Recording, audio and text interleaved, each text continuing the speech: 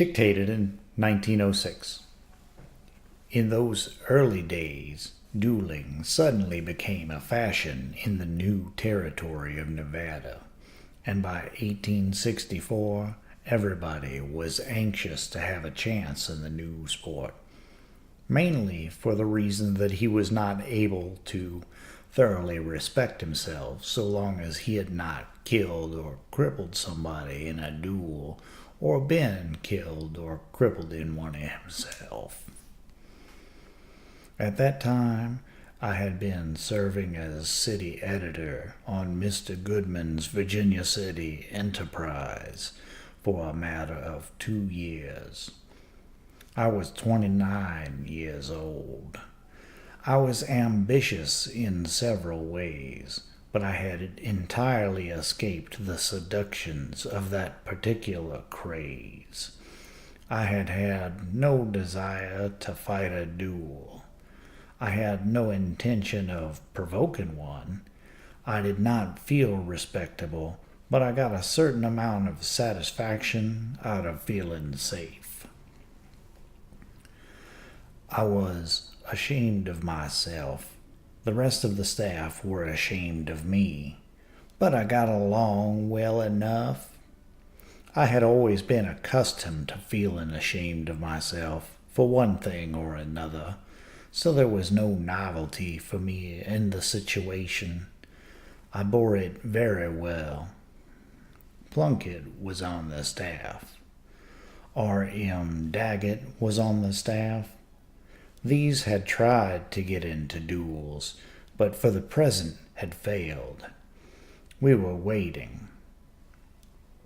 Goodman was the only one of us who had done anything to shed credit upon the paper. The rival paper was the Virginia Union.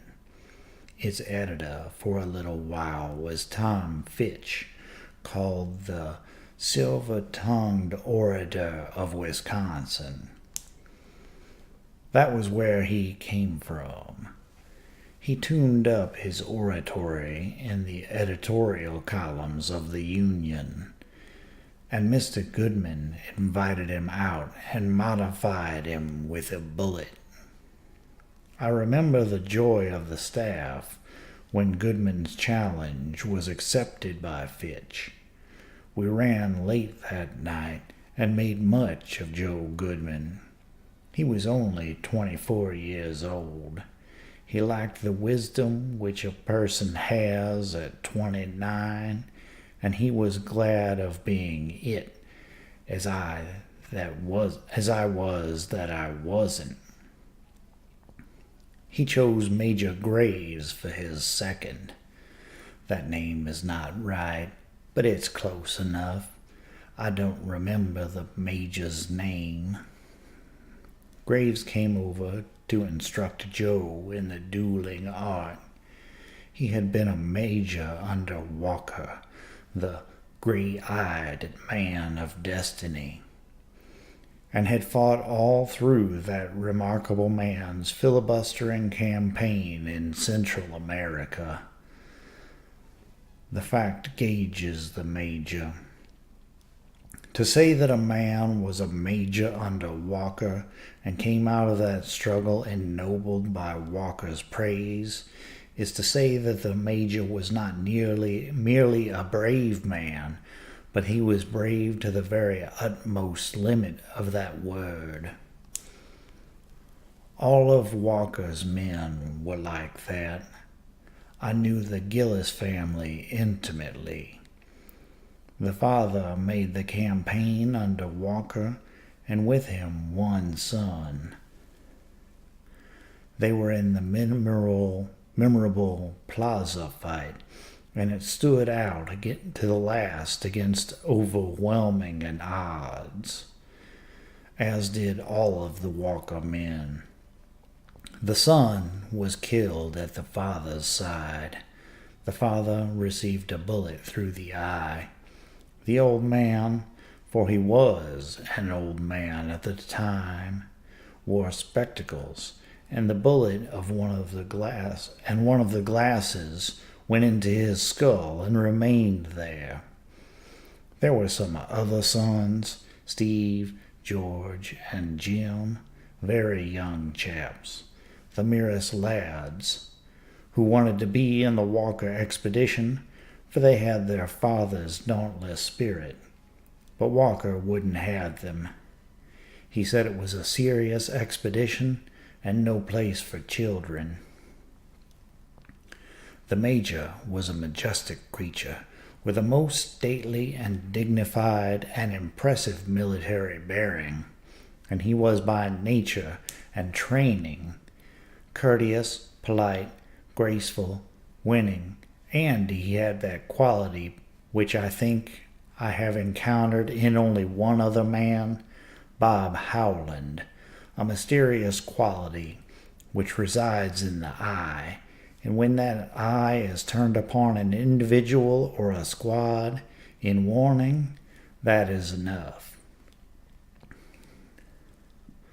The man that has that eye doesn't need to go armed.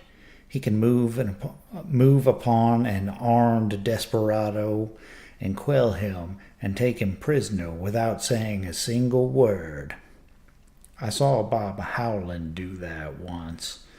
A slender, good-natured, amiable, gentle, kindly little skeleton of a man, with a sweet blue eye that would win your heart when it smiled upon you, or turn cold and freeze it, according to the nature of the occasion.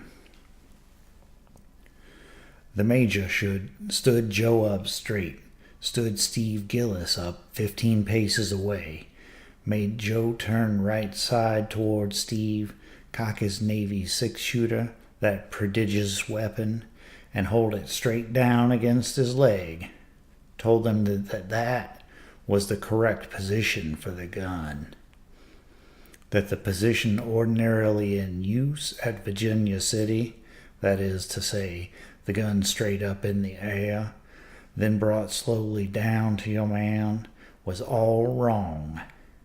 At the word one, you must raise the gun slowly and steadily to the place on the other man's body that you desire to convince. Then, after a pause, 2, 3, fire, stop. At the word stop, you may fire, but not earlier. You may give yourself as much time as you please after that word. Then, when you fire, you may advance and go on firing at your leisure and pleasure, if you can get any pleasure out of it. And in the meantime, the other man, if he has been properly instructed and is alive to his privileges, is advancing on you and firing. And it is always likely that more or less trouble will result. Naturally, when Joe's revolver had risen to a level, it was pointing at Steve's breast, but the Major said, "No, that is not wise. Take all the risks of getting yourself murdered, but don't run any risk of murdering the other man.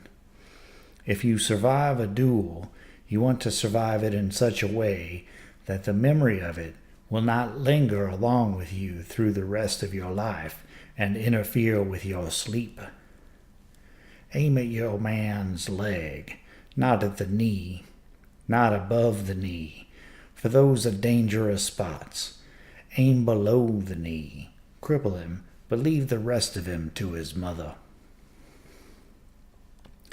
By grace of these truly wise and excellent instructions, Joe tumbled Fitch down the next morning with a bullet through his lower leg, which furnished him a permanent limp, and Joe lost nothing but a lock of hair, which he could spare better then than he could now. For when I saw him here in New York a year ago, his crop was gone. He had nothing much left but a fringe, with a dome rising above.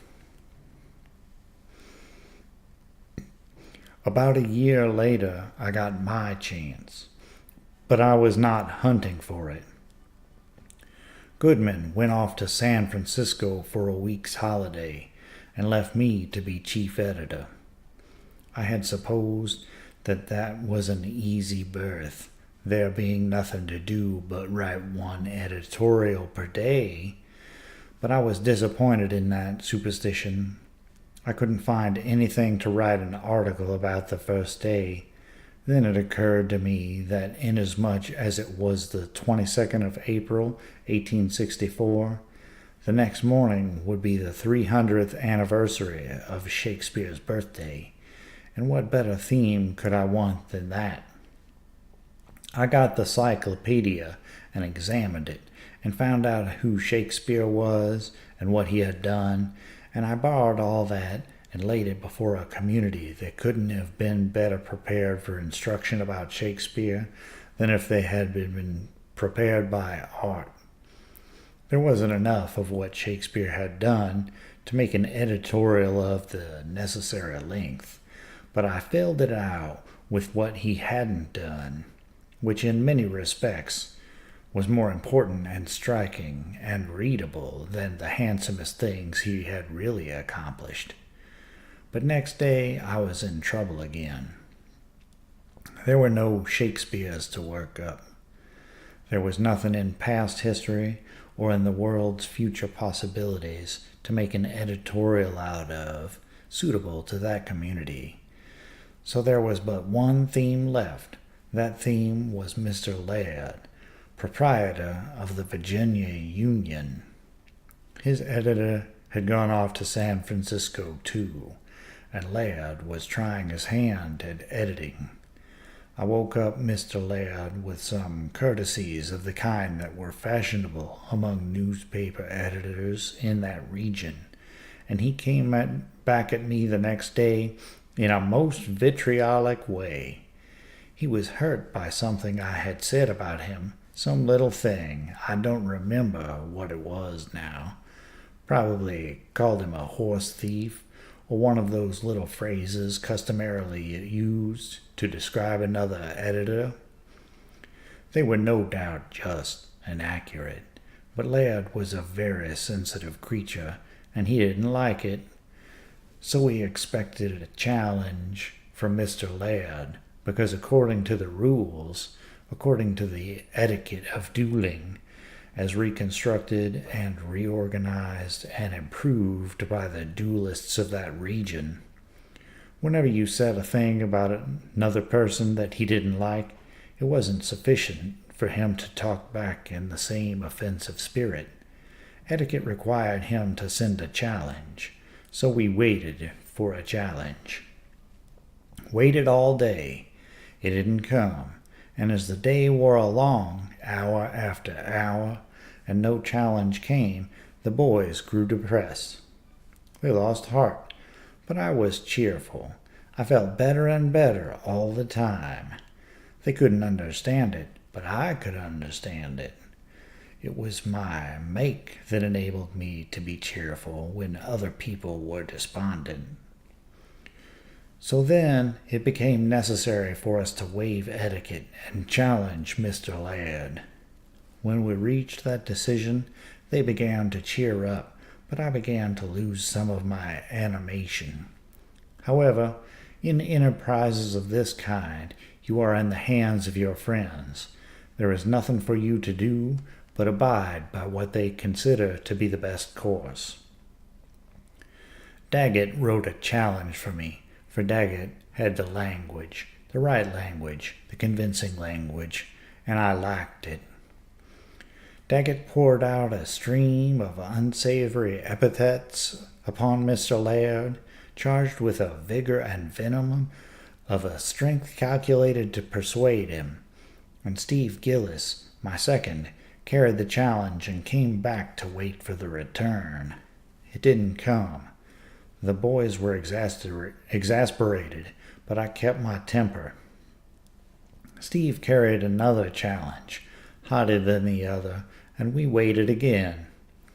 Nothing came of it. I began to feel quite comfortable. I began to take an interest in the challenges myself. I had not felt any before, but it seemed to me that I was accumulating a great and valuable reputation at no expense. and my delight in this grew and grew as challenge after challenge was declined, until by midnight I was beginning to think that there was nothing in the world so much to be desired as a chance to fight a duel. So I hurried Daggett up, made him keep on sending challenge after challenge. Oh well, I overdid it. Laird accepted. I might have known that that would happen. Laird was a man you couldn't depend on. The boys were jubilant beyond expression. They helped me make my will, which was another discomfort, and I already had enough. Then they took me home. I didn't sleep any. Didn't want to sleep. I had plenty of things to think about and less than 4 hours to do it in, because 5 o'clock was the hour appointed for the tragedy, and I should have to use up 1 hour, beginning at 4, in practicing with the revolver and finding out which end of it to level at the adversary. At 4, we went down into a little gorge about a mile from town and borrowed a barn door for a mark. Borrowed it of a man who was over in California on a visit, and we set the barn door up and stood a fence rail up against the middle of it to represent Mr. Laird. But the rail was no proper representative of him, for he was longer than a rail and thinner. Nothing would ever fetch him but a line shot, and then as like as not he would split the bullet, the worst material for dueling purposes that could be imagined. I began on the rail. I couldn't hit the rail. Then I tried the barn door, but I couldn't hit the barn door. There was nobody in danger except stragglers around on the flanks of that mark. I was thoroughly discouraged, and I didn't cheer up any when we presently heard pistol shots over in the next little ravine. I knew what that was about. That was Laird's gang out practicing him. They would hear my shots, and of course they would come up over the ridge to see what kind of a record I was making, see what their chances were against me. Well, I hadn't any record, and I knew that if Laird came over that ridge and saw my barn door without a scratch on it, he would be as anxious to fight as I was, or as I had been at midnight, before that disastrous acceptance came. Now, just at this moment, a little bird, no bigger than a sparrow, flew along by and lit on a sage bush about 30 yards away. Steve whipped out his revolver and shot its head off. Oh, he was a marksman, much better than I was. We ran down there to pick up the bird, and just then, sure enough, Mr. Laird and his people came over the ridge, and they joined us. And when Laird's second saw that bird with its head shot off, he lost color, he faded, and you can see that he was interested. He said, "Who did that?" Before I could answer, Steve spoke up and said quite calmly and in a matter-of-fact way, "Clemens did it." The second said, "Why, that is wonderful. How far off was that bird?" Steve said, "Oh, not far, about 30 yards. The second said, "Well, that is astonishing shooting. How often can he do that?" Steve said languidly, "Oh, about 4 times out of 5. I knew the little rascal was lying, but I didn't say anything. The second said, "Why, that is amazing shooting. I suppose he couldn't hit a church." He was supposing very sagaciously, but I didn't say anything. Well, they said good morning. The second took Mr. Laird home, a little tottery on his legs, and Laird sent back a note in his own hand declining to fight a duel with me on any terms whatever. Well, my life was saved by that accident. I don't know what the bird thought about the interposition of Providence, but I felt very, very comfortable over it, satisfied and content.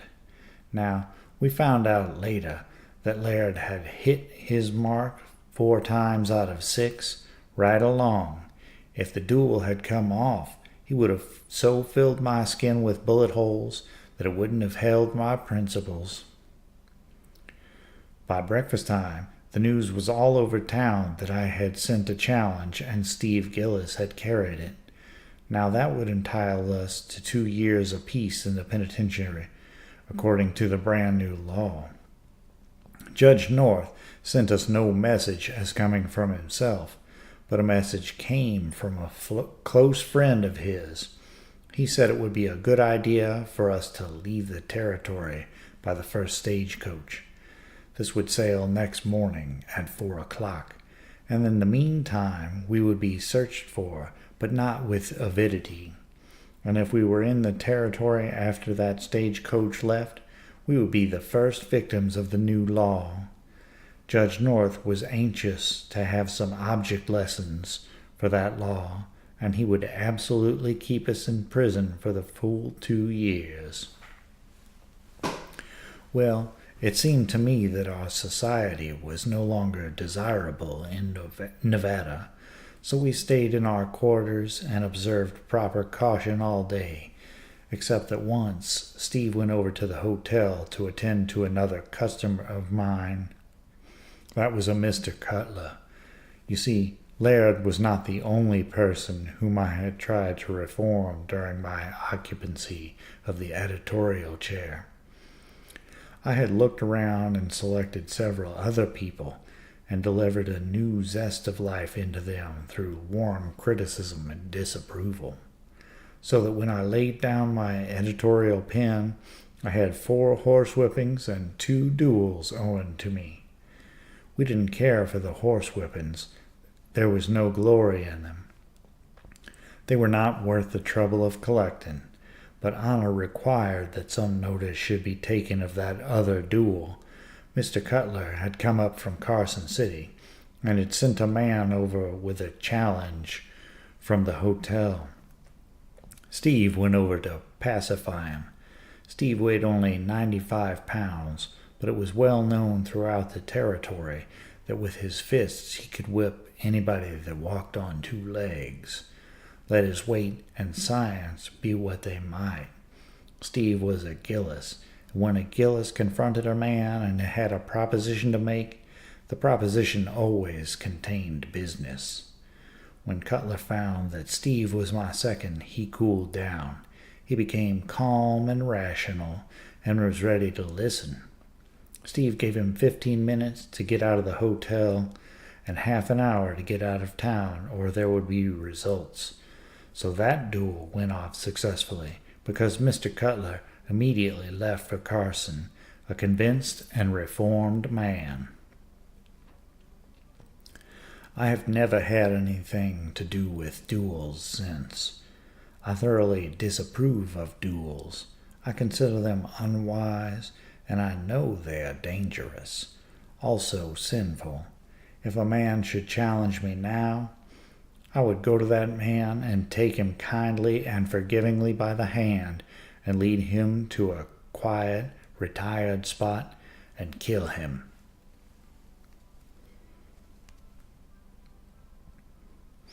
Dictated December 13th, 1906. As regards the coming American monarchy, it was before the Secretary of State had been heard from that the chairman of the banquet said, "In this time of unrest, it is of great satisfaction that such a man as you, Mr. Root, is chief adviser of the President." Mr. Root then got up and in the most quiet and orderly manner touched off the successor to the San Francisco earthquake. As a result, the several state governments were well shaken up and considerably weakened. Mr. Root was prophesying. He was prophesying, and it seemed to me that no shrewder and surer forecasting has been done in this country for a good many years. He did not say in so many words that we are proceeding in a steady march toward eventual and unavoidable replacement of the republic by monarchy. But I suppose he was aware that that is the case. He notes the several steps, the customary steps, in which all the ages had led to the consolidation of loose and scattered governmental forces into formidable centralizations of authority. But he stops there and doesn't add up the sum. He is not unaware that heretofore the sum has ultimately been monarchy, and that the same figures can fairly be depended upon to furnish the same sum whenever and wherever they can be produced, so long as human nature shall remain as it is. But it was not needful that he do the adding, since anyone can do it. Neither would it have been gracious in him to do it. In observing the changed conditions which in the course of time have made certain and sure the eventual seizure by the Washington government of a number of estate duties and prerogatives which have been betrayed and neglected by the several states, he does not attribute those changes and the vast results which are to flow from them to any thought-out policy of any party or of any body of dreamers or schemers, but properly and rightly attributes them to that stupendous power, circumstance, which moves by laws of its own, regardless of parties and policies, and whose decrees are final and must be obeyed by all, and will be. The railway is a circumstance. The steamship is a circumstance. The telegraph is a circumstance. They were mere happenings, and to the whole world, the wise and the foolish alike, they were entirely trivial, wholly inconsequential, indeed silly, comical, grotesque. No man and no party and no thought-out policy said, "Behold, we will build railways and steamships and telegraphs, and presently you will see the condition and way of life of every man and woman and child in the nation totally changed. Unimaginable changes of law and custom will follow, in spite of anything that anybody can do to prevent it.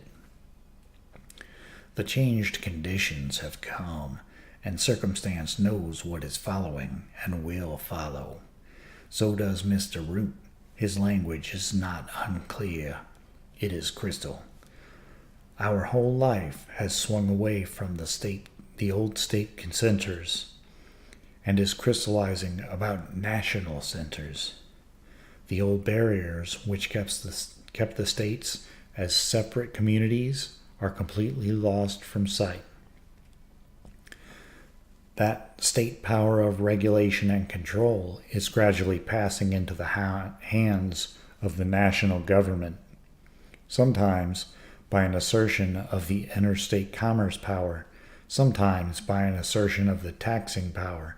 The national government is taking up the performance of duties which under the changed conditions the separate states are no longer capable of adequately performing. We are urging forward in a development of business and social life which tends more and more to the obliteration of state lines and the decrease of state power as compared with national power. It is useless for the advocates of states' rights to inveigh against the extinction of national authority in the fields of necessary control where the states themselves fail in the performance of their duty. He is not announcing a policy. He is not forecasting what a party of planners will bring about. He is merely telling what the people will require and compel. And he should have added, which would be perfectly true, that the people will not be moved to it by speculation and cogitation and planning, but by circumstance.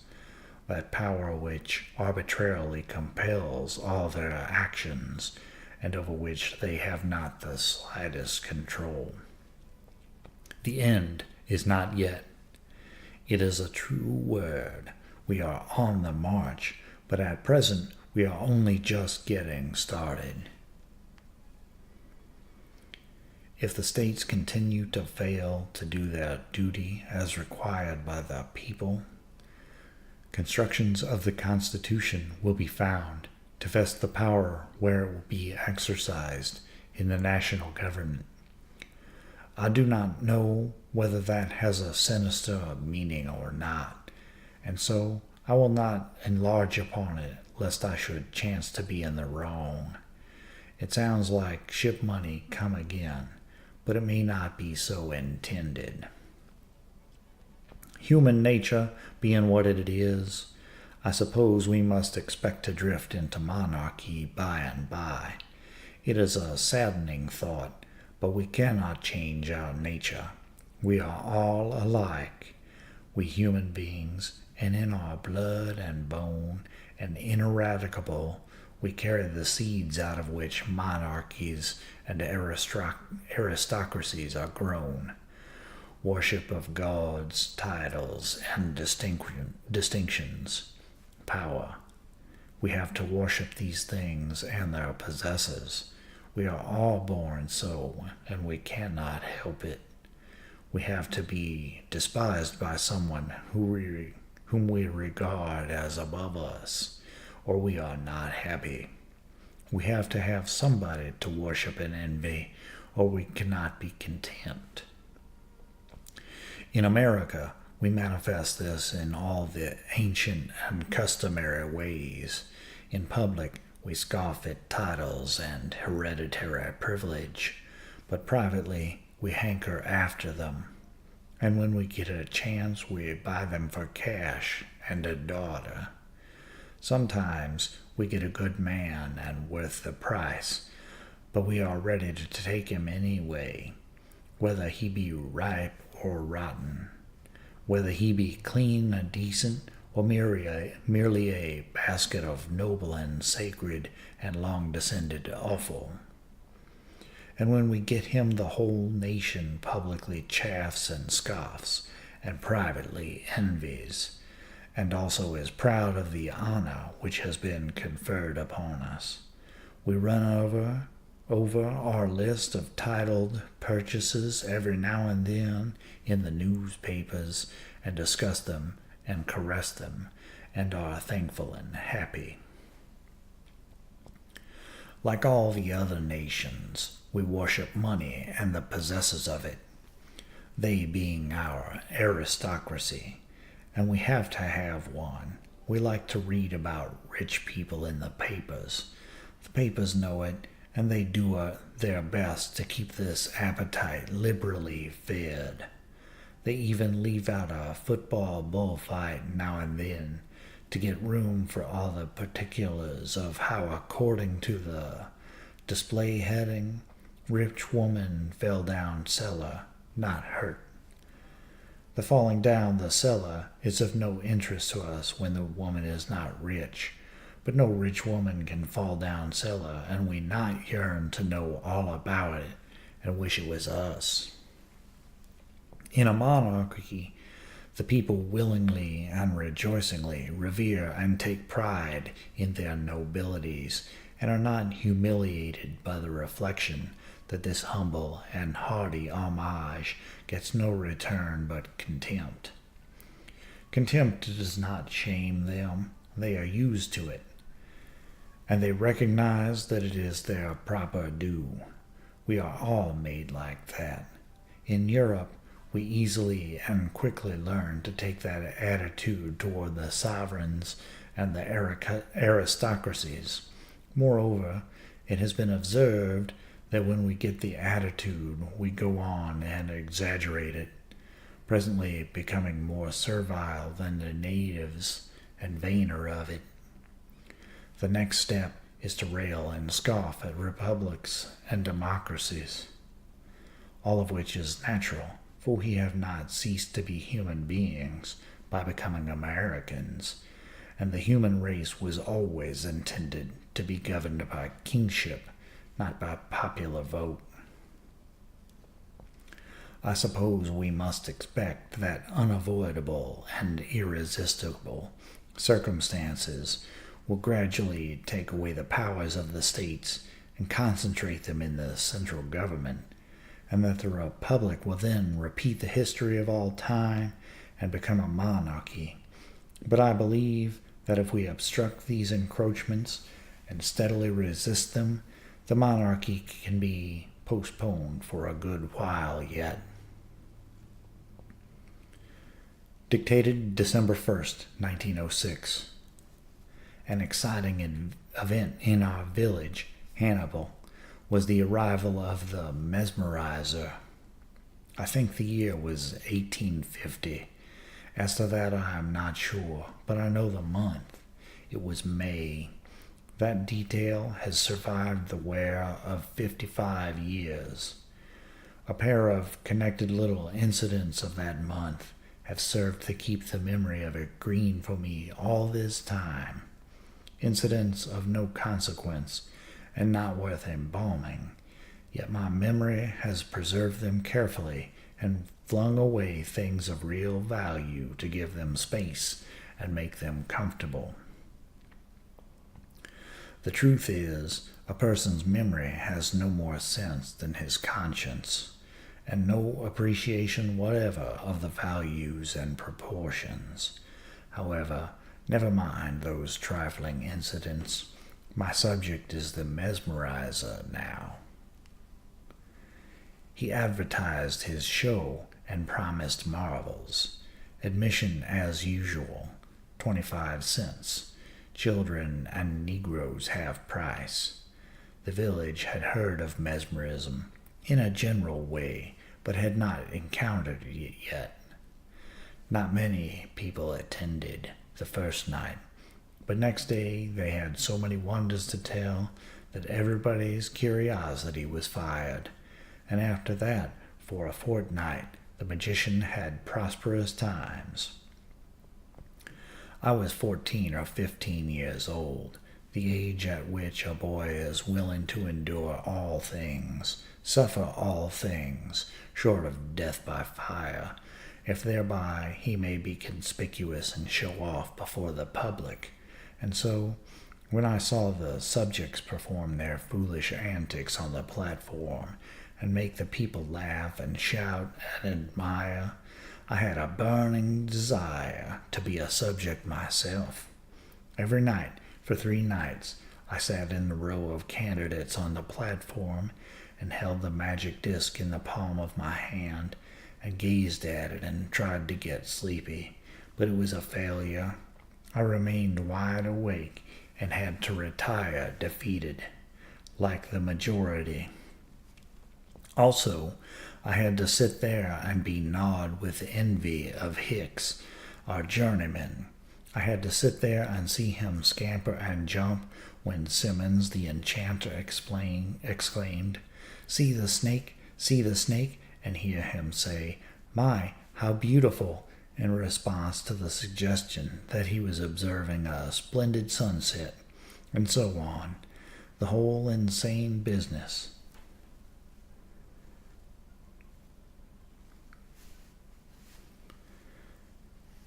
I couldn't laugh. I couldn't applaud.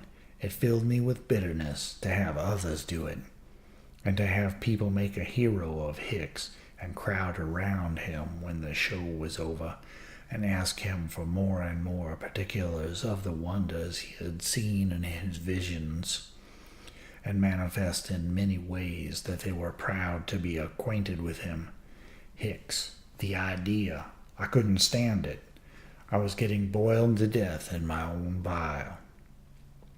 On the 4th night, temptation came, and I was not strong enough to resist. When I had gazed at the disc a while, I pretended to be sleepy, and began to nod. Straightway came the professor, and made passes over my head and down my body and legs and arms, finishing each pass with a snap of his fingers in the air, to discharge the surplus of electricity. Then he began to draw me with the disc, holding it in his fingers and telling me I could not take my eyes off it, try as I might. So I rose slowly, bent and gazing, and followed that disc all over the place, just as I had seen the others do. Then I was put through the other paces. Upon suggestion, I fled from snakes, passed buckets at a fire, became excited over hot steamboat races, made love to imaginary girls and kissed them, fished from the platform and landed mudcats that outweighed me, and so on. All the customary marvels, but not in the customary way. I was cautious at first and watchful, being afraid the professor would discover that I was an impostor and drive me from the platform in disgrace. But as soon as I realized that I was not in danger, I set myself the task of terminating Hicks's usefulness as a subject and of usurping his place. It was a sufficiently easy task. Hicks was born honest. I, without that encumbrance, so some people said. Hicks saw what he saw and reported accordingly. I saw more than was visible and added to it such details as could help. Hicks had no imagination. I had a double supply. He was born calm. I was born excited. No vision could start a rapture in him, and he was constipated as to language, anyway. But if I saw a vision, I emptied the dictionary onto it and lost the remnant of my mind into the bargain.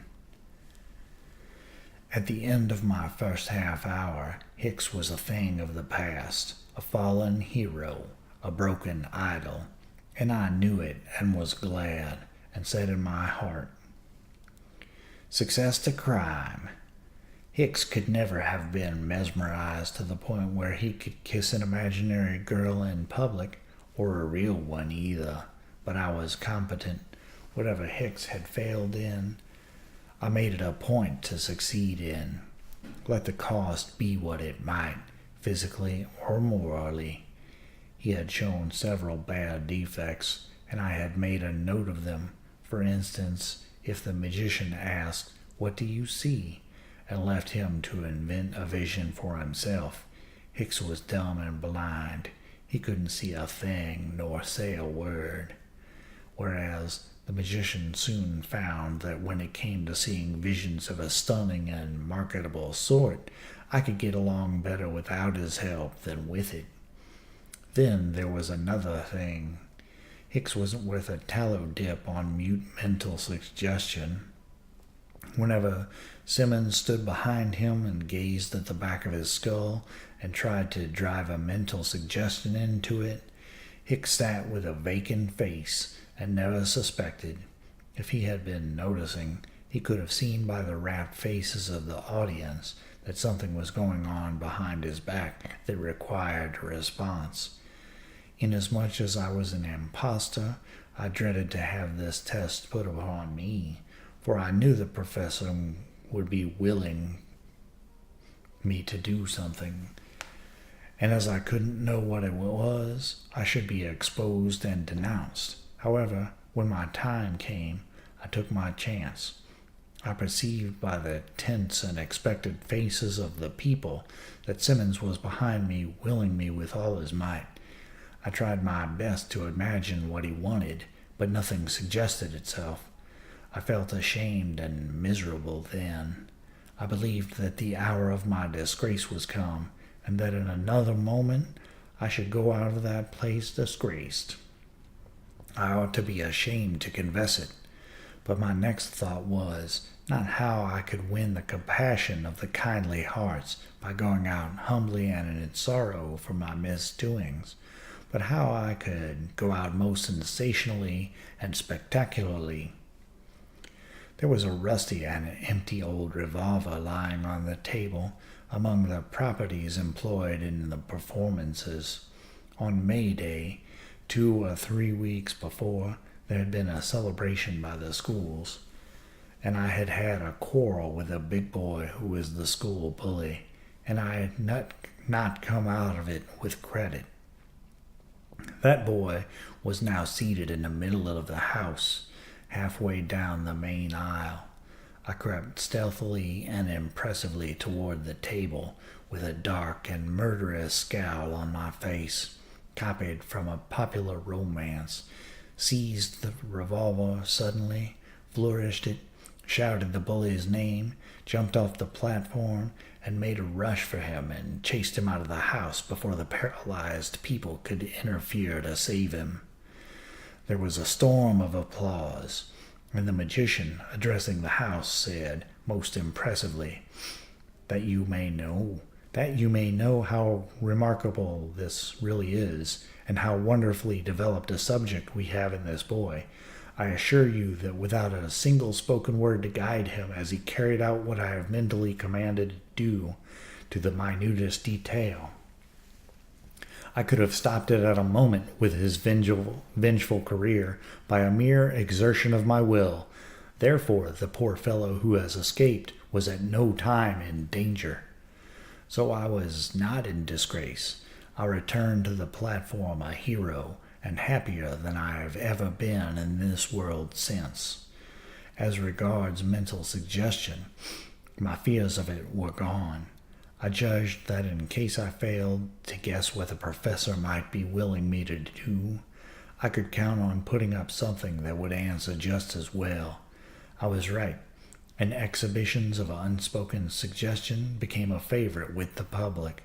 Whenever I perceived that I was being willed to do something, I got up and did something, anything that occurred to me, and the magician, not being a fool, always ratified it.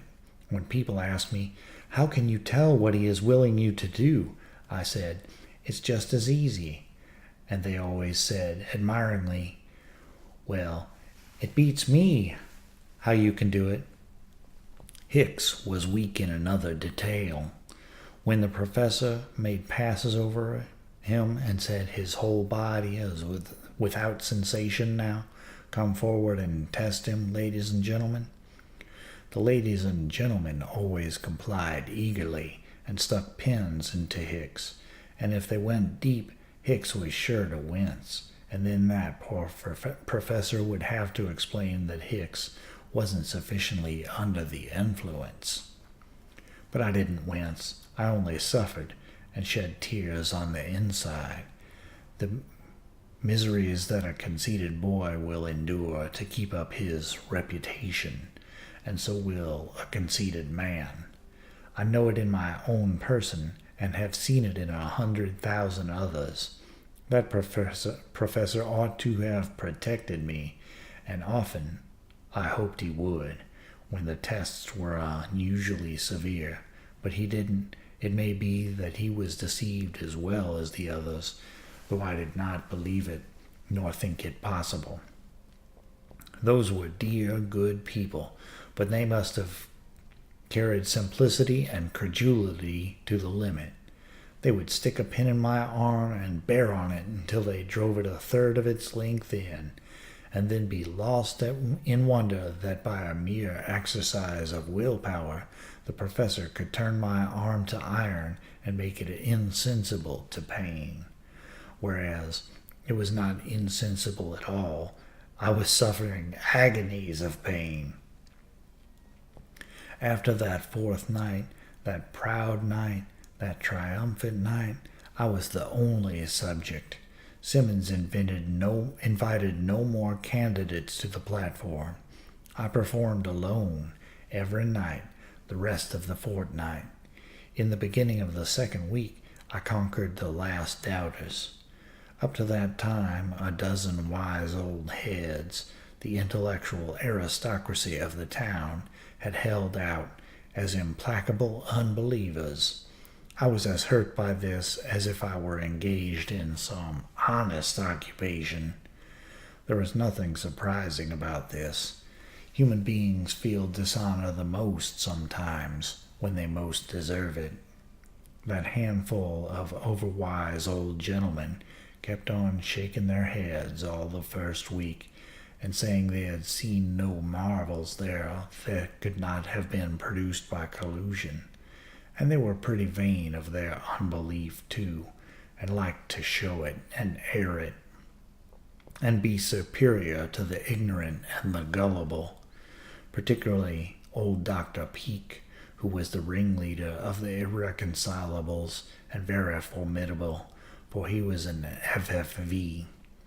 He was learned, white-haired, and venerable, nobly and richly clad in the fashions of an earlier and courtlier day. He was large and stately, and he not only seemed wise, but was what he seemed in that regard.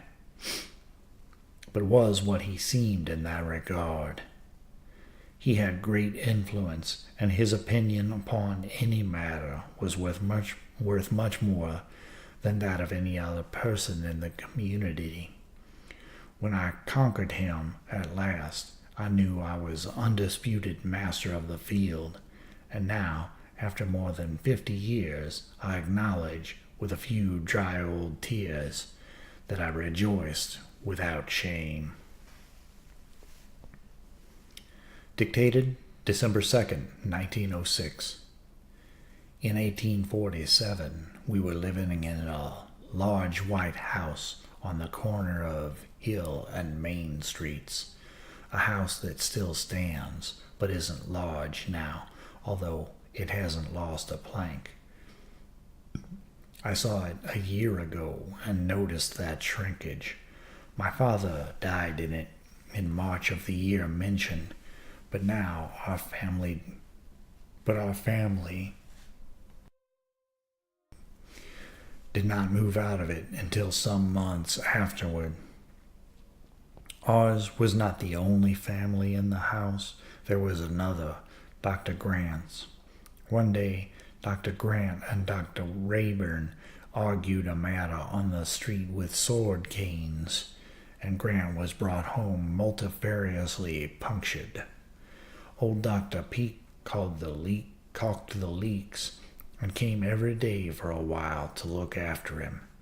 The Grants were Virginians like Peake, and one day when Grant was getting well enough to be on his feet and sit around in the parlor and talk, the conversation fell upon Virginia and old times. I was present, but the group were probably quite unconscious of me, I being only a lad and a negligible quantity. Two of the group, Dr. Peake and Mrs. Crawford, Mrs. Grant's mother, had been of the audience when the Richmond Theater burned down 36 years before, and they talked over the frightful details of that memorable tragedy. These were eyewitnesses, and with their eyes I saw it all with an intolerable vividness. I saw the black smoke rolling and tumbling toward the sky. I saw the flames burst through it and turn red. I heard the shrieks of the despairing. I glimpsed their faces at the windows, caught fitfully through the veiling smoke. I saw them jump to their death or to mutilation worse than death. The picture is before me yet and can never fade. In due course, they talked of the colonial mansion of the Peakes, with its stately columns and its spacious grounds, and by odds and ends, I picked up a clearly defined idea of the place. I was strongly interested, for I had not before heard of such palatial things from the lips of people who had seen them with their own eyes. One detail, casually dropped, hit my imagination hard. In the wall, by the great front door, there was a round hole as big as a saucer. A British cannonball had made it in the War of the Revolution. It was breathtaking. It made history real. History had never been real to me before. Very well, 3 or 4 years later, as already mentioned, I was King Bee and the sole subject in the mesmeric show. It was the beginning of the second week. The performance was half over. Just then, the majestic Dr. Peak, with his ruffled bosom and wristbands and his gold-headed cane, entered, and a deferential citizen vacated his seat beside the Grants and made the great chief take it. This happened while I was trying to invent something fresh in the way of a vision. In response to the professor's remark, "Concentrate your powers. Look attentively. There, don't you see something? Concentrate. Concentrate. Now then, describe it." Without suspecting it, Dr. Peak, by entering the place, had reminded me of the talk of 3 years before.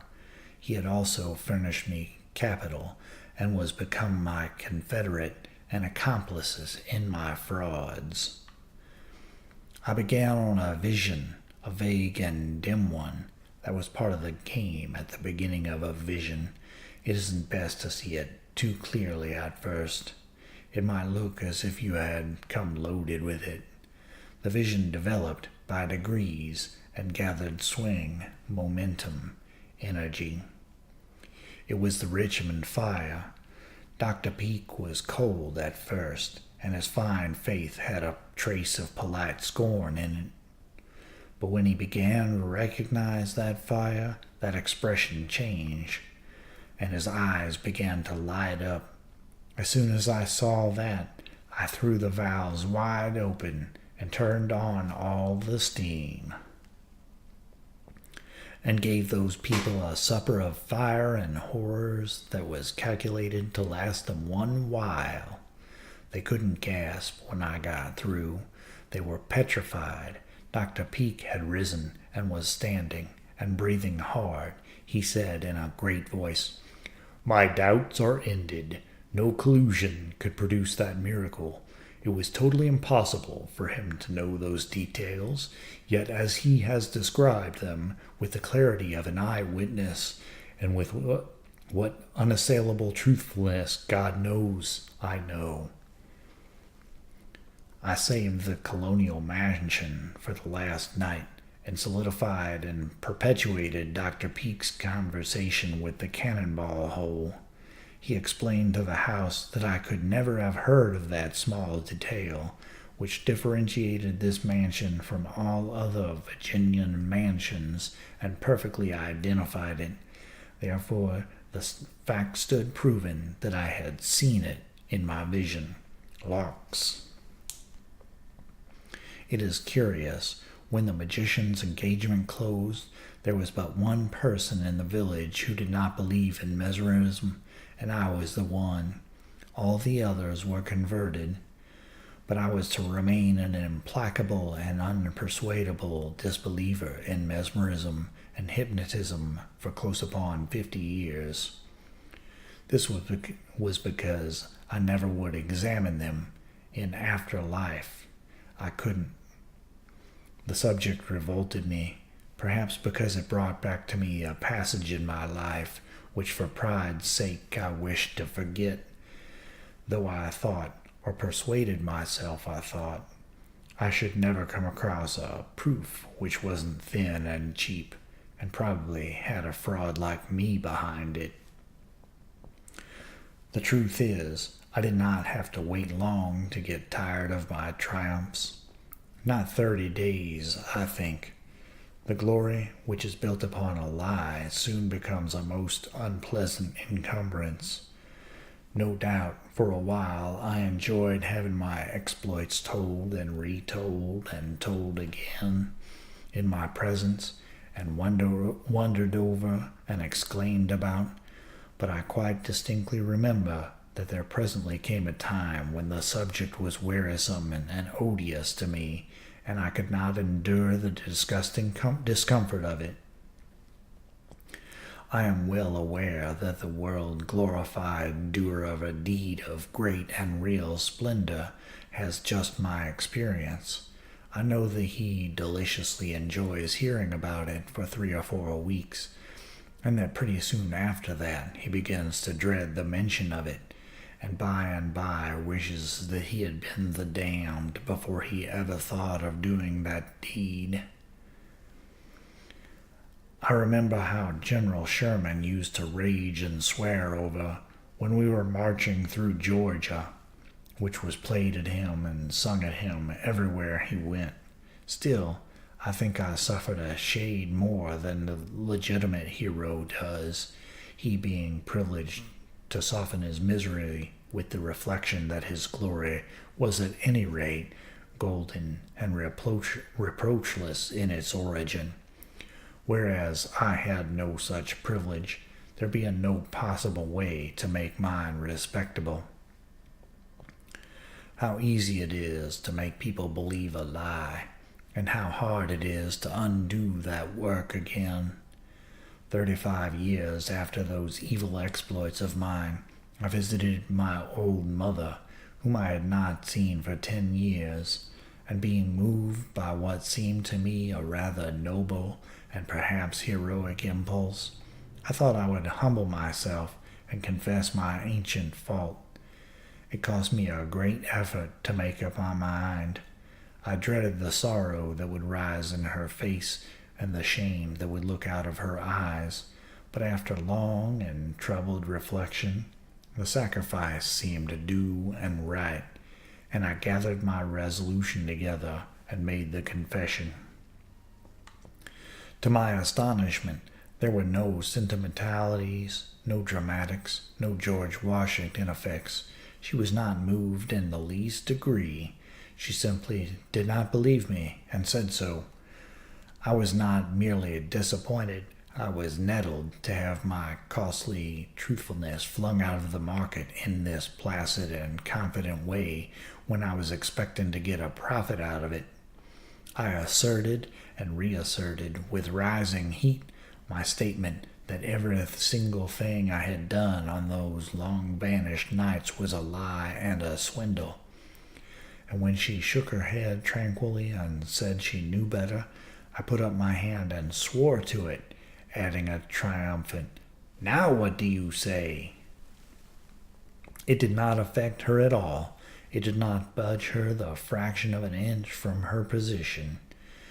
If this was hard for me to endure, it did not begin to blister with the blister she put upon the raw when she began to put my sworn oath out of court with arguments to prove that I was under a delusion. I did not know what I was talking about. Arguments to show that a person on a man's outside can know better what is on his inside than he does himself. I had cherished some contempt for arguments before. I have not enlarged my respect for them since. She refused to believe that I had invented my visions myself. She said it was folly, that I was only a child at the time and could not have done it. She cited the Richmond fire and the colonial mansion and said they were quite beyond my capacities. Then I saw my chance. I said she was right. I didn't invent those. I got them from Dr. Peake. Even this great shot did no damage. She said Dr. Peake's evidence was better than mine, and he had said in plain words that it was impossible for me to have heard about those things. Dear, dear, what a grotesque and unthinkable situation. A confessed swindler convicted of honesty and condemned to acquittal by circumstantial evidence furnished by the swindled. I realized with shame and with impotent vexation that I was defeated all along the line. I had but one card left, but it was a formidable one. I played it and stood from under. It seemed ignoble to demolish her fortress after she had defended it so valiantly, but the defeated know not mercy. I played that matter card. It was the pen sticking. I said solemnly, I give you my honor, a pen was never stuck into me without causing me cruel pain. She only said, It is 35 years. I believe you do think that now, but I was there, and I know better. You never winced. She was so calm, and I was so far from it, so nearly frantic. "Oh, my goodness," I said. "Let me show you that I am speaking the truth. Here is my arm. Drive a pin into it. Drive it to the head. I shall not wince." She only shook her gray head, and said with simplicity and conviction, "You are a man now, and could dissemble the hurt, but you were only a child then, and could not have done it."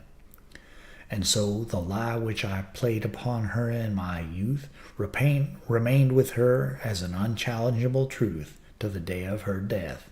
Carlyle said, "A lie cannot live." It shows that he did not know how to tell them. If I had taken out a life policy on this one, the premiums would have bankrupted me ages ago.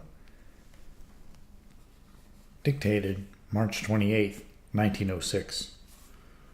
Orion Clemens was born in Jamestown, Fentress County, Tennessee, in 1825. He was the family's firstborn and antedated me 10 years. Between him and me came a sister, Margaret, who died aged 10, 1837, in that village of Florida, Missouri, where I was born, and Pamela, mother of Samuel E. Moffett, who was an invalid all her life and died in the neighborhood of New York a year ago, aged about 75. Her character was without blemish, and she was of a most kindly and gentle disposition. Also, there was a brother, Benjamin, who died in 1848, aged 10 or 12. Orion's boyhood was spent in that wee little log hamlet of Jamestown, up there among the knobs, so-called, of East Tennessee. The family migrated to Florida, Missouri, then moved to Hannibal, Missouri, when Orion was 12 and a half years old. When he was 15 or 16, he was sent to St. Louis, and there he learned the printer's trade. One of his characteristics was eagerness. He woke with an eagerness about some matter or other every morning. It consumed him all day. It perished in the night, and he was on fire with a fresh new interest next morning before he could get his clothes on. He exploited in this way 365 red-hot new eagernesses every year of his life. But I am forgetting another characteristic, a very pronounced one. That was his deep glooms, his despondencies, his despairs. These had their place in each and every day, along with the eagernesses. Thus his day was divided, no, not divided, mottled from sunrise to midnight, with alternating brilliant sunshine and black cloud. Every day he was the most joyous and hopeful man that ever was, I think, and also every day he was the most miserable man that ever was. While he was in his apprenticeship in St. Louis, he got well acquainted with Edward Bates, who was afterwards in Mr. Lincoln's first cabinet. Bates was a very fine man, an honorable and upright man, and a distinguished lawyer. He patiently allowed Orion to bring to him each new project. He discussed it with him and extinguished it by argument and irresistible logic at first, but after a few weeks he found that this labor was not necessary, that he could leave the new project alone, and it would extinguish itself the same night. Orion thought he would like to become a lawyer. Mr. Bates encouraged him, and he studied law nearly a week. Then, of course, laid it aside to try something new. He wanted to become an orator. Mr. Bates gave him lessons. Mr. Bates walked the floor, reading from an English book aloud and rapidly turning the English into French, and he recommended this exercise to Orion. But as Orion knew no French, he took up that study and wrought at it like a volcano for 2 or 3 days, then gave it up. During his apprenticeship in St. Louis, he joined a number of churches, one after another, and taught in their Sunday schools, changing his Sunday school every time he changed his religion. He was correspondingly erratic in politics, Whig today, Democrat next week, and anything fresh he could find in the political market the week after. I may remark here that throughout his long life he was always trading religions and enjoying the change of scenery. I will also remark that his sincerity was never doubted, his truthfulness was never doubted, and in matters of business and money, his honesty was never questioned. Notwithstanding his forever recurring caprices and changes, his principles were high, always high, and absolutely unshakable. He was the strangest compound that ever got mixed in a human mold. Such a person as that is given to acting upon impulse and without reflection. That was Orion's way. Everything he did with conviction and enthusiasm, and with a vainglorious pride in the thing he was doing. And no matter what that thing was, whether good, bad, or indifferent, he repented of it every time in sackcloth and ashes before 24 hours had sped. Pessimists are born, not made. Optimists are born, not made. But I think he was the only person I have ever known in whom pessimism and optimism were lodged in exactly equal proportions. Except in the matter of grounded principle, he was as unstable as water. You could dash his spirits with a single word. You could raise them into the sky again with another one. You could break his heart with a word of disapproval. You could make him as happy as an angel with a word of approval. And there was no occasion to put any sense or any vestige of mentality of any kind into these miracles. Anything you might say would answer. He had another conspicuous characteristic, and it was the father of those which I have just spoken of. This was an intense lust for approval. He was so eager to be approved, so girlishly anxious to be approved by anybody and everybody without discrimination, that he was commonly ready to forsake his notions, opinions, and convictions at a moment's notice in order to get the approval of any person who disagreed with them. I wish to be understood as reserving his fundamental principles all the time. He never forsook those to please anybody. Born and reared among slaves and slaveholders, he was yet an abolitionist from his boyhood to his death. He was always truthful. He was always sincere. He was always honest and honorable. But in light matters of small consequence, like religion and politics and such things, he never acquired a conviction that could survive a disapproving remark from a cat. He was always dreaming. He was a dreamer from birth, and this characteristic got him in trouble now and again. Once, when he was 23 or 24 years old and was become a journeyman, he conceived the romantic idea of coming to Hannibal without giving us notice, in order that he might furnish to the family a pleasant surprise. If he had given notice, he would have been informed that we had changed our residence, and that gruff old bass-voiced sailorman, Dr. G., our family physician, was living in the house which we had formerly occupied, and that Orion's former room in that house was now occupied by Dr. G's two middle-aged maiden sisters. Orion arrived at Hannibal per steamboat in the middle of the night and started with his customary eagerness on his excursion, his mind all on fire with his romantic project and building and enjoying his surprise in advance.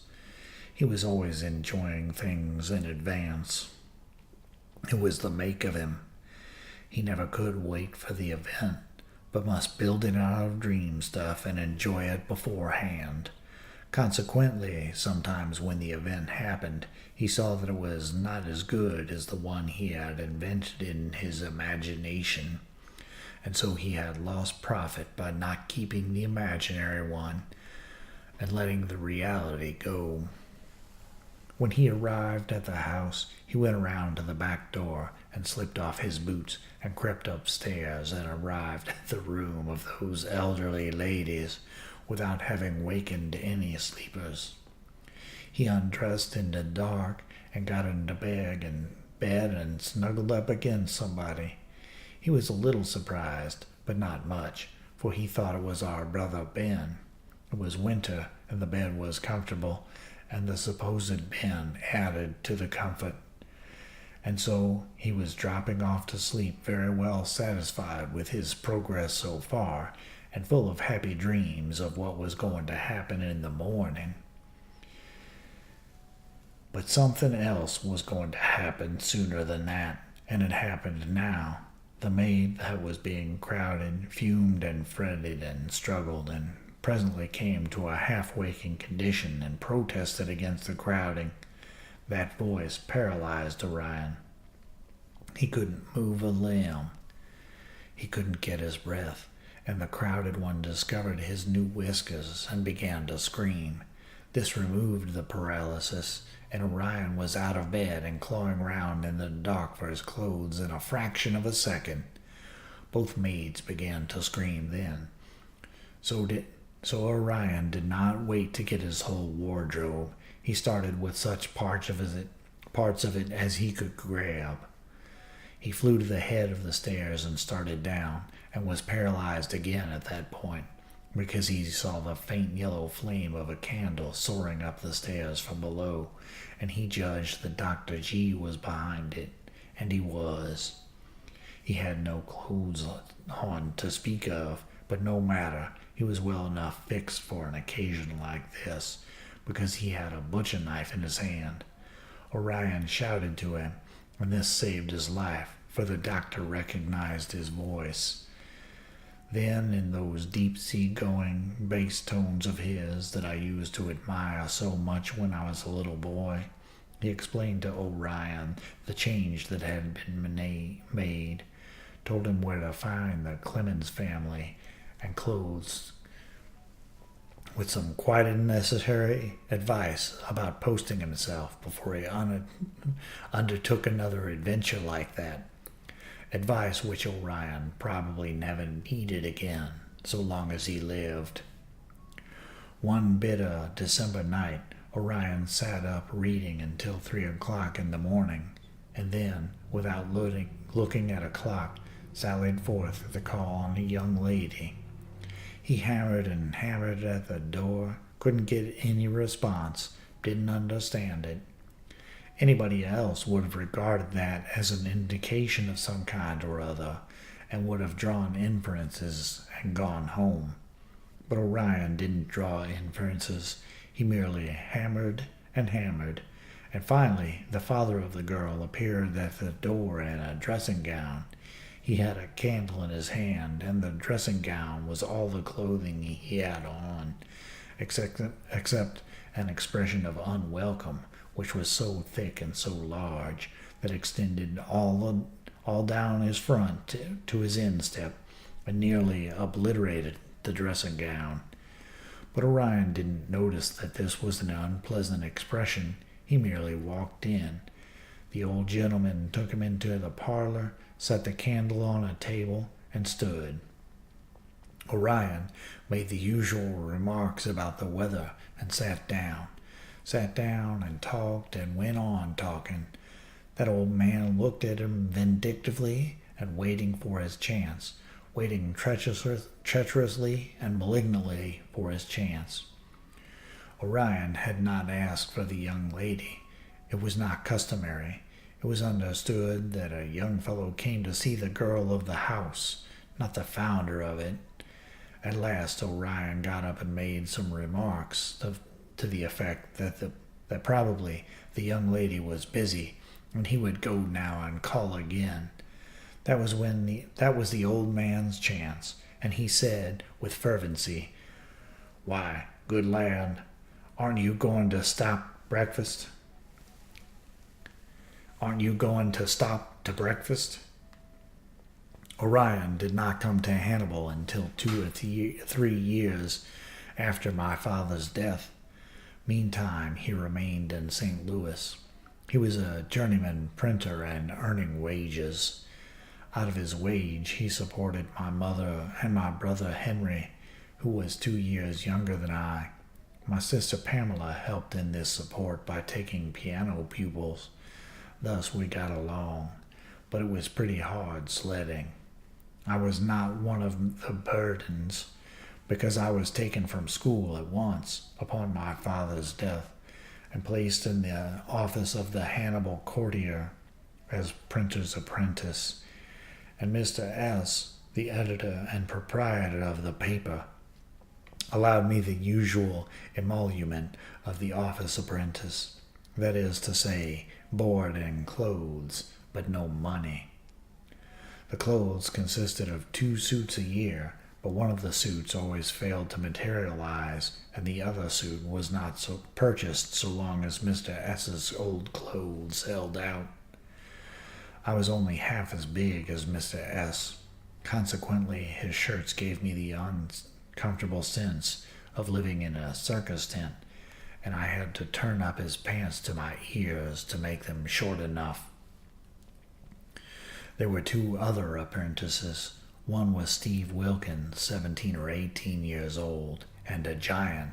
When he was in Mr. S.'s clothes, they fitted him as the candle mold fits the candle. Thus, he was generally in a suffocated condition, particularly in the summertime. He was a reckless, hilarious, admirable creature. He had no principles and was delightful company. At first, we 3 apprentices had to feed in the kitchen with the old slave cook and her very handsome and bright and well-behaved young mulatto daughter. For his own amusement, for he was not generally laboring for other people's amusement, Steve was constantly and persistently and loudly and elaborately making love to that mulatto girl and distressing the life out of her and worrying the old mother to death. She would say, "Now, Marse Steve, can't you behave yourself?" With encouragement like that, Steve would naturally renew his attentions and emphasize them. It was killingly funny to Ralph and me, and to speak truly, the old mother's distress about it was merely a pretense. She quite well understood that by the customs of slave-holding communities, it was Steve's right to make love to that girl if he wanted to, but the girl's distress was very real. She had a refined nature, and she took all Steve's extravagant love-making in resentful earnest. But we got but little variety in the way of food at the kitchen table, and there wasn't enough of it anyway. So we apprentices used to keep alive by arts of our own. That is to say, we crept into the cellar nearly every night by a private entrance which we had discovered, and we robbed the cellar of potatoes and onions and such things, and carried them downtown to the printing office, where we slept on pallets on the floor, and cooked them at the stove and had very good times. As I have indicated, Mr. S.'s economies were of a pretty close and rigid kind. By and by, when we apprentices were promoted from the basement to the ground floor and allowed to sit at the family table, along with the one journeyman, Harry H., The economies continued. Mrs. S. was a bride. She had attained to that distinction very recently, after waiting a good part of her lifetime for it, and she was the right woman in the right place according to the economics of the place, for she did not trust the sugar bowl to us, but sweetened our coffee to herself. That is, she went through the motions. She didn't really sweeten it. She seemed to put one heaping teaspoon of brown sugar into each cup, but according to Steve, that was a deceit. He said she dipped the spoon in the coffee first to make the sugar stick, then scooped the sugar out of the bowl with the spoon upside down, so that the effect to the eye was a heaped up spoon, whereas the sugar on it was nothing but a layer. This all seems perfectly true to me, and yet that thing would be so difficult to perform that I suppose it really didn't happen, but was one of Steve's lies.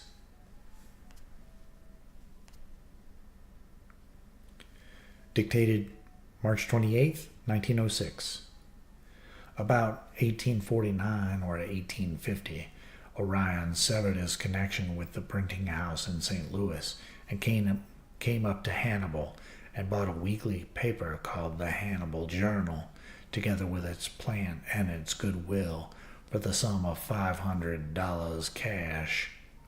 He borrowed the cash at 10% interest from an old farmer named Johnson, who lived 5 miles out of town.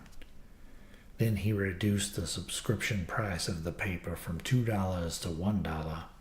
He reduced the rates for advertising in it about the same proportion, and thus he created one absolute and unassailable certainty, to wit, that the business would never pay him a single cent of profit.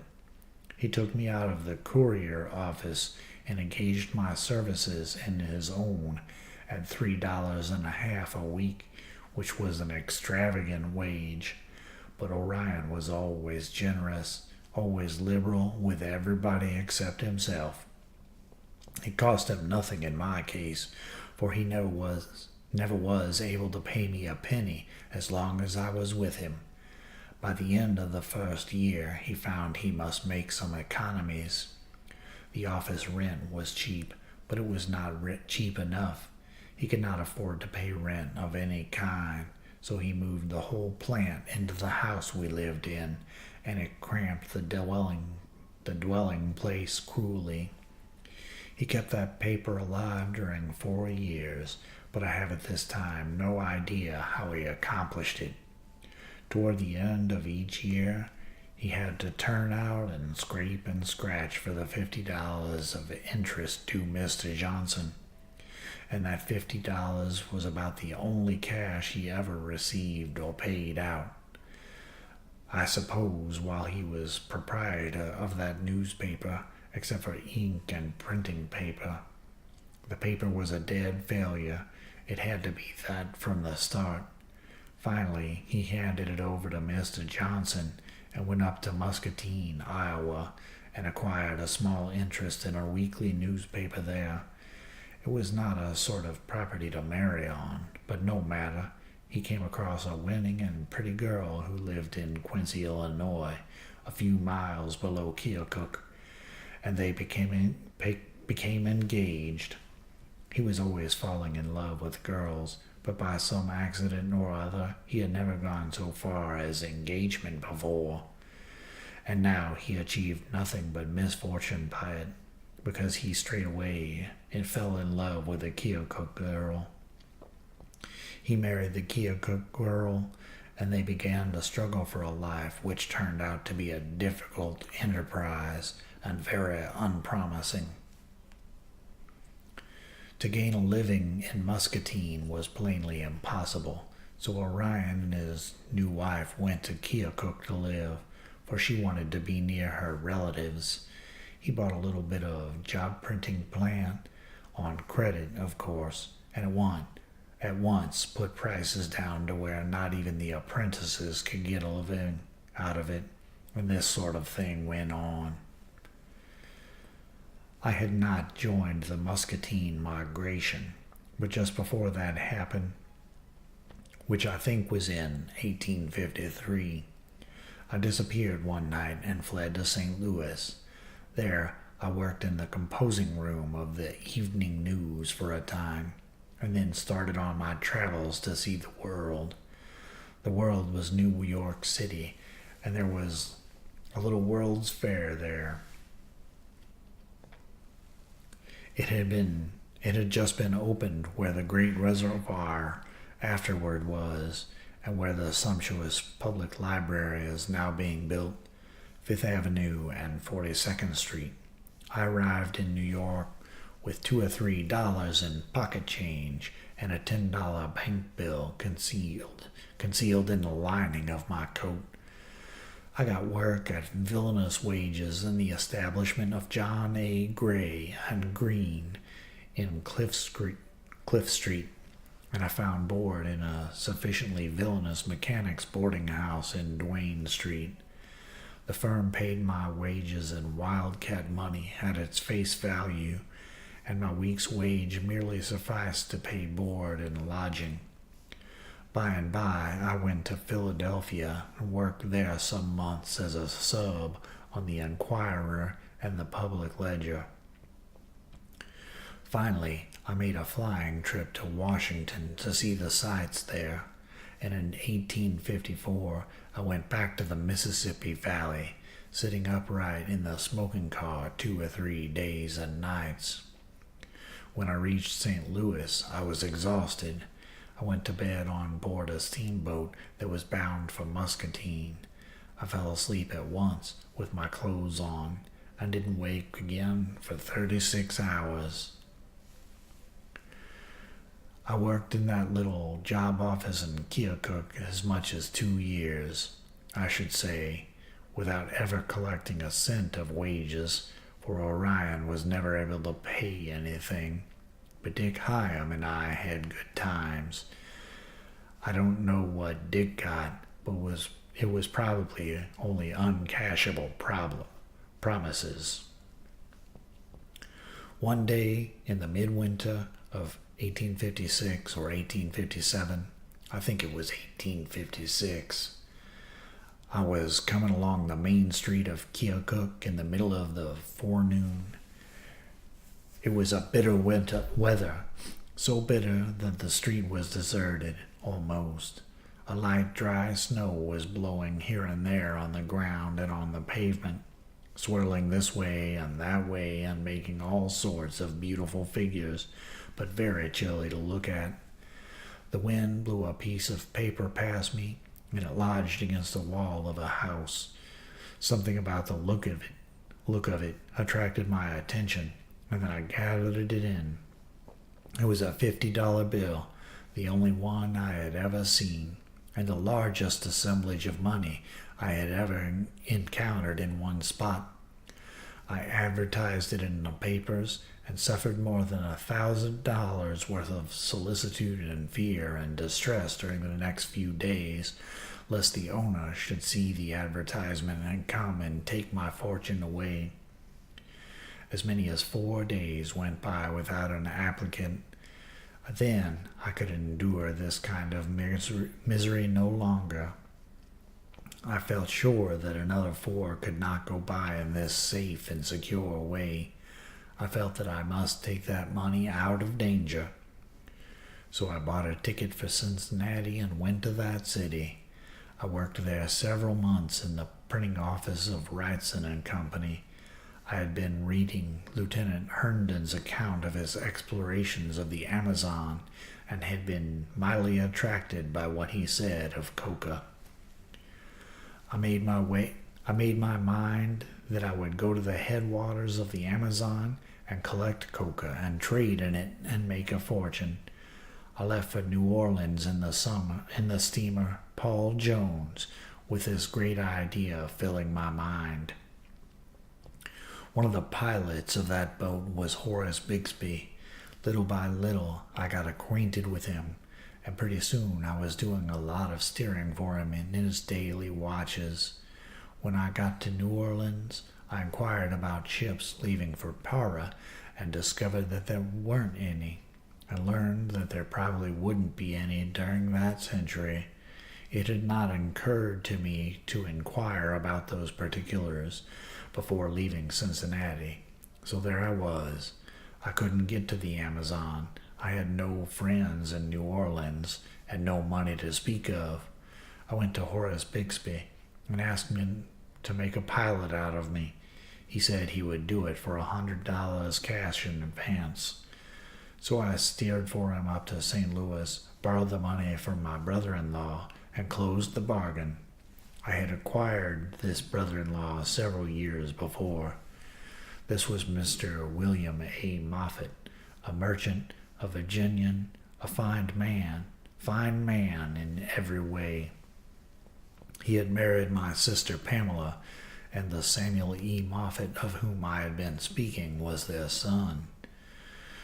Within 18 months, I became a competent pilot, and I served that office until the Mississippi River traffic was brought to a standstill by the breaking out of the Civil War. Meantime, Orion had gone down the river and established his little printing office in Keokuk. On account of charging the next to nothing for the work done in his job office, he had almost nothing to do there. He was never able to comprehend that work done on a profitless basis deteriorates and is presently not worth anything, and that customers are then obliged to go where they can get better work, even if they must pay better prices for it. He had plenty of time, and he took up Blackstone again. He also put up a sign which offered his services to the public as a lawyer. He never got a case in those days, nor even an applicant, although he was quite willing to transact law business for nothing and furnish the stationery himself. He was always liberal that way. Presently, he moved to a wee little hamlet called Alexandria, 2 or 3 miles down the river, and he put up that sign there. He got no custom. He was by this time very hard aground, but by this time I was beginning to earn a wage of $250 a month as pilot, and so I supported him thenceforth until 1861, when his ancient friend, Edward Bates, then a member of Mr. Lincoln's first cabinet, got him the place of Secretary of the new Territory of Nevada, and Orion and I cleared for that country in the overland stagecoach, I paying the fares, which were pretty heavy, and carrying with me what money I had been able to save. This was $800, I should say, and it was all in silver coin and a good deal of nuisance because of its weight. And we had another nuisance, which was an unabridged dictionary. It weighed about 1,000 pounds and was a ruinous expense because the stagecoach company charged for extra baggage by the ounce. We could have kept a family for a time on what that dictionary cost in the way of extra freight, and it wasn't a good dictionary anyway. Didn't have any modern words in it, only had obsolete ones that they used to use when Noah Webster was a child. The government of the new Territory of Nevada was an interesting menagerie. Governor Nye was an old and seasoned politician from New York. Politician, not statesman. He had white hair. He was in fine physical condition. He had a winningly friendly face and deep, lustrous brown eyes that could talk as a native language the tongue of every feeling, every passion, every emotion. His eyes could out-talk his tongue, and this is saying a good deal, for he was a very remarkable talker, both in private and on the stump. He was a shrewd man. He generally saw through surfaces and perceived what was going on inside without being suspected of having an eye on the matter. When grown-up persons indulge in practical jokes, the fact gauges them. They have lived narrow, obscure, and ignorant lives, and at full manhood they still retain and cherish a job lot of leftover standards and ideals that would have been discarded with their boyhood if they had moved out into the world and a broader life. There were many practical jokers in the new territory. I do not take pleasure in exposing this fact, for I liked those people, but what I am saying is true. I wish I could say a kindlier thing about them instead, that they were burglars or hat-rack thieves or something like that. That wouldn't be utterly uncomplimentary. I would prefer it, but I can't say those things. They would not be true. These people were practical jokers, and I will not try to disguise it. In other respects, they were plenty good enough people, honest people, reputable and likable. They played practical jokes on each other with a success, and got the admiration and applause and also the envy of the rest of the community. Naturally, they were eager to try their arts on big game, and that was what the governor was, but they were not able to score. They made several efforts, but the governor defeated these efforts without any trouble and went on smiling his pleasant smile as if nothing had happened. Finally, the Joker chiefs of Carson City and Virginia City conspired together to see if their combined talent couldn't win a victory, for the jokers were getting into a very uncomfortable place. The people were laughing at them instead of at their proposed victim. They banded themselves together to the number of 10 and invited the governor to what was a most extraordinary attention in those days: pickled oyster stew and champagne. Luxury is very seldom seen in that region, and existing rather as fabrics of the imagination than as facts. The governor took me with him. He said disparagingly, "It's a poor invitation. It doesn't deceive. Their idea is to get me drunk and leave me under the table, and from their standpoint this will be very funny. But they don't know me. I am familiar with champagne and have no prejudices against it." The fate of the joke was not decided until 2 o'clock in the morning. At that hour, the governor was serene, genial, comfortable, contented, happy, and sober, although he was so full that he couldn't laugh without shedding champagne tears. Also at that hour, the last joker joined his comrades under the table, drunk to the last perfection. The governor remarked, "This is a dry place, Sam. Let's go and get something to drink and go to bed." The governor's official menagerie had been drawn from the humblest ranks of his constituents at home, harmless good fellows who had helped in his campaigns, and now they had the reward in paying petty salaries payable in greenbacks that were worth next to nothing. These boys had a hard time to make both ends meet. Orion's salary was $1,800 a year, and he wouldn't even support his dictionary on it. But the Irish woman who had come out on the governor's staff charged the menagerie only $10 a week apiece for board and lodging, and Orion and I of her boarders and lodgers, and so, on these cheap terms, the silver I had brought from home held out very well. At first, I roamed about the country seeking silver, but at the end of '62 or the beginning of '63, when I came up from Aurora to begin a journalistic life on the Virginia City Enterprise, I was presently sent down to Carson City to report the legislative session. Orion was soon very popular with the members of the legislature because they found that whereas they couldn't usually trust each other nor anybody else, they could trust him. He easily held the belt for honesty in that country, but it didn't do him any good in a pecuniary way, because he had no talent for either persuading or scaring legislators. But I was differently situated.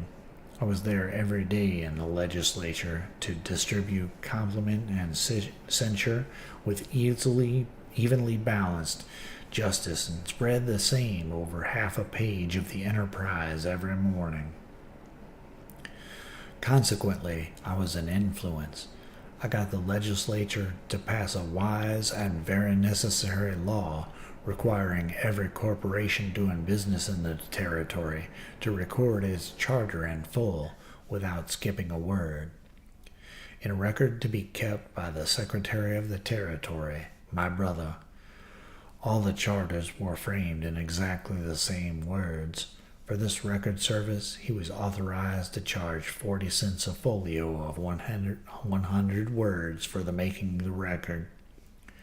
Also $5 for furnishing a certificate for each record, and so on. Everybody had a toll road franchise, but no toll road. But the franchise had to be recorded and paid for. Everybody was a mining corporation and had to have himself recorded and paid for it. Very well, we prospered. The record service paid an average of $1,000 a month in gold. Governor Nye was often absent from the territory. He liked to run down to San Francisco every little while and enjoy a rest from territorial civilization. Nobody complained, for he was prodigiously popular.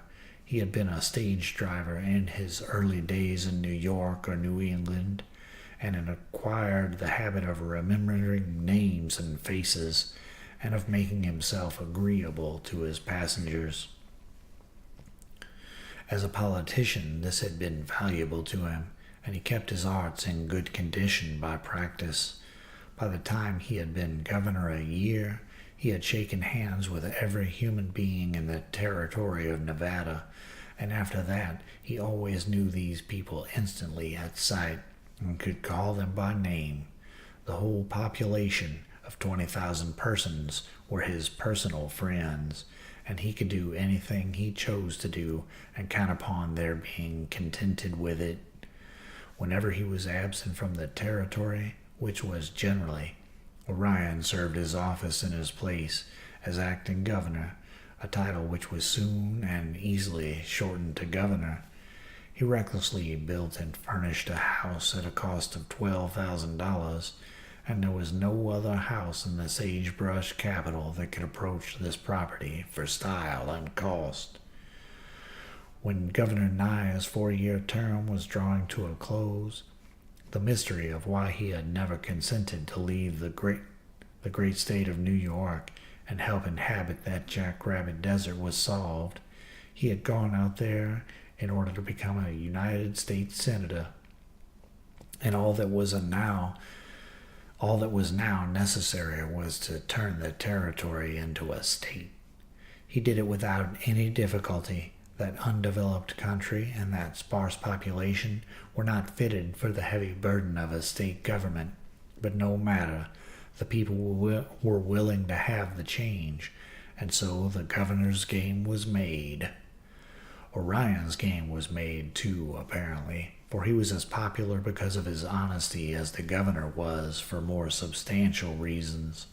But at the critical moment, the inborn capriciousness of his character rose up without warning, and disaster followed.